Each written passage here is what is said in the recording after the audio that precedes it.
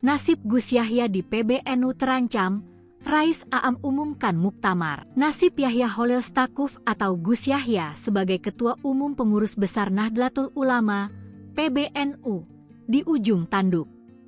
Pasalnya, Rais Aam PBNU, KH Miftachul Akhyar menyebut bakal menggelar muktamar dalam waktu dekat. Muktamar dalam organisasi PBNU merupakan perhelatan tertinggi yang digelar untuk memutuskan keputusan penting.